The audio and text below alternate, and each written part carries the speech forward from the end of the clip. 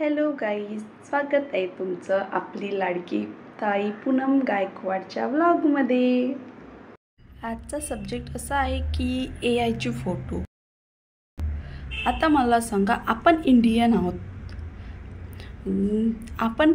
आहोत तर आपल्याकडे नाहीत बहुत तर मिडल क्लास असो या कोणतीतले गरीबातली गरीब लेडीज असो या अमीरातली, त्यांच्याकडे 5 तरी साड्या असतातच ठेवल्या। आणि आपण काय इंडियनकडे 5 साड्या तर असतात। मग AI चे फोटो कशाला करायचं?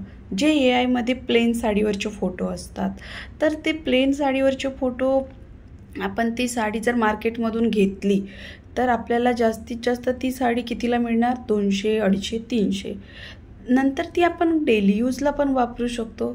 मग मला सांगा ताईंनी, सिस्टर, माझ्या बहिणींनो, की कशाला त्या AIच्या फोटोमध्ये आपण फोटो टाकून करायचं, फोटो बनवायचे 2 मिनिटाच्या खुशीसाठी अख्खा आपलं आयुष्य आपली सगळे, म्हणजे ते म्हणतात ना की ते आपलं काही पण फोटो फेक बनवू शकतात, आपले रिश्ते बिघडू शकतात, आपली बदनामी पण होऊ शकतो। तर मग त्याच्यापेक्षा आपण घरीच आपले फोटो काढायचे। तसं लुक तर किती इझी असतो, फक्त ते तर फिल्टर लावतं। तर फिल्टर मला सांगा, आजकालचं सगळ्याच फोनमध्ये फिल्टर मिळतात, तर मग फिल्टर लावून फोटो काढा। आपल्या ज्या साड्या आहेत त्या साड्यांवर फोटो काढा आणि बघा मग नंतर किती छान दिसतात तुमचे फोटो। आणि ते 2 मिनिटाच्या सौंदर्य बघतच नाही, मग हे स्वीकारच नाही करत। मग आपण ते फिल्टर लावून फोटो काढतो।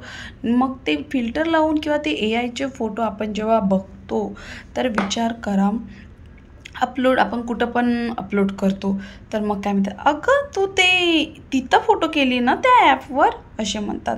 पण आपण जे रिअल फोटो काढतो ना माझ्या बहिणींनो, त्यांची स्तुती मनापासून करतात। ते AIने काढलेल्या फोटोची स्तुती कोणी करत नाही, तू त्या ॲपवर काढले असे म्हणतात।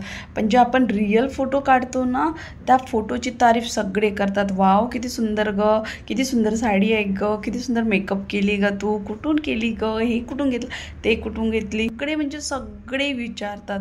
तर प्लीज मैत्रिणींनो, माझ्या बहिणींनो, मी तुम्हाला सांगते, असं फेक फोटो कुठल्याही ॲपवरून फोटो प्लीज नका काढू। आणि मी आता एवढे व्हिडिओ बघत आहे तर मी खूप साऱ्यांना बघितलं की नाही, ते छोट्यातलं छोटं एवढंसं पण कॅप्चर करतात, असं करतात, मग ते कुठंतरी त्यांचे जाऊन सेव्ह होतात। तर आपल्या फोटोमधून ते काही पण गलत करू शकतात। मग आपण काय करणार? आपण एक तर मिडल क्लास, आपल्याला हे सुद्धा नाही माहीत आहे की हे ॲप कोणी बनवलं। मग आपण जाऊन कोणाला शोधायचं, कोणाला पकडायचं?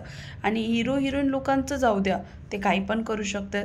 त्यांनी एवढं, म्हणजे जेवढा छोटा कपडा घातला तेवढं त्यांना एवढे जास्त पैसे मिळतात।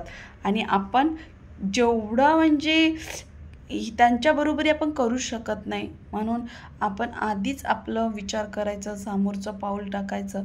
ते तसं थोड्याशा सौंदर्यासाठी, नकली सौंदर्यासाठी प्लीज तुमचं असली सौंदर्य नका गमावून बसू, त्याच्यापासून दूर नका होऊ।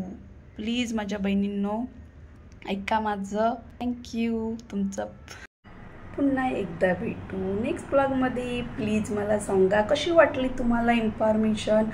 आणि आता बाय।